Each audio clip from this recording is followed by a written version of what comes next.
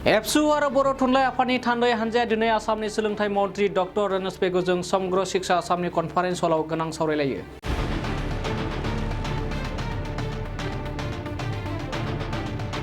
बर' बिजोंनि थाखो 6 नि सानखान्थि आरो बिगियान आयदाखौ आसाम सरकारा गुबुन बिजोंफोराव इंराजि बिजोंजों फोरोंनो थांखि लानाय बायदिनो बर' बिजोङावबो इंराजिजों फोरोंनो थाखाय इंराजि बिजोंनि बिजाब फरायसालिफोराव दैथायहरदोंमोन।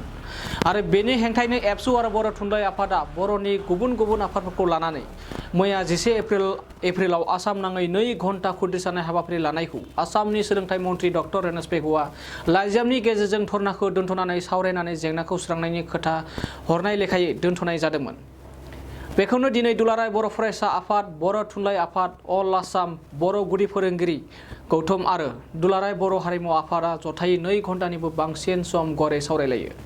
सावरायलायनायाव आसाम सरकारनि सोलोंथाइ मन्थ्रि डक्टर रमेश बेगुजों लोगोसे दस'नि सेक्रेटारि एस.एन. चौधुरी, एस.एस.के. नि डाइरेक्टर सन्जय दुला, हायार इडुकेसननि डाइरेक्टर धर्म कान्त मिलि, एलिमेन्टारि डाइरेक्टर सन्जना सेनापति, सेकेन्डारि इडुकेसननि जइन्ट डाइरेक्टर आरो गोबां अफिसारफोराबो बे हाबाफारियाव बाहागो लाफायो।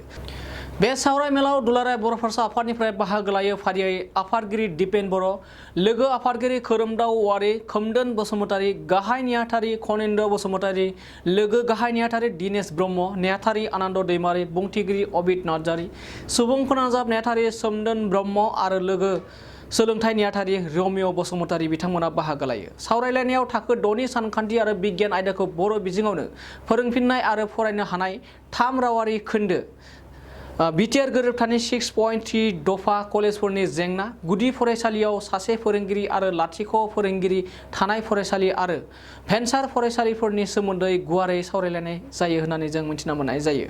गासैबो जेंनाफोरनि सायाव गुवारै सावरायबावनानै जेंनाखौ हानायसेबां एबा खम समनि गेजेरावनो सुस्रांनो थाखाय फिन बैथिदानि फैगौ 24 एप्रिल खालाराव सावरायफिननो थाखाय बर' माहारियारि आफादफोर आरो आसामनि सोलोंथाइ मन्थ्रि डक्टर रमेश बेगुनि गेजेराव जयै थांखि लाबावनाय जायो।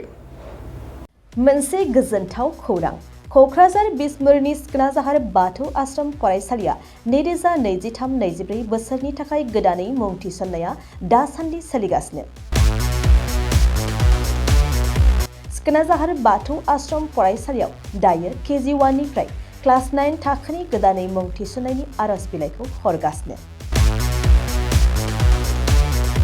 बे फरायसालियाव गुनगोनां सोलोंथाइ होनायजों लोगोसे फरायसा आरो दिथागिरिफोरनि थाखाय जुनिया खाबुफोर दं। खाबुफोरानो जादों बे फरायसालियाव जायफोर गार्जेना सानै गथ'नि मुं थिसनगोन बिसोरनि सासेया मासुलखौ रेहाय मोनगोन। बेनि अनगायैबो हौवासा हिन्जावसानि थाखाय बे फरायसालियाव आलादा हस्टेल आरो इंराजि रायज्लायनाय थाखोनि खाबु दं। बेजों लोगोसेयैनो इंराजि, सानखान्थि आरो बिगियान आयदानि थाखाय उफ्रायै कचिं होनाय आरो बे फरायसालियाव बिमा रावखौ बिथा खालामनानै बां रावारि सोलोंथाइबो होनाय जायो। नोंथांमोना बे फरायसालियाव मुं थिसन्नोब्ला नैबे मबाइल नम्बर 9678235771 आव नङाब्ला फरायसालियाव थांनानै खौरां लाहैनो हागोन।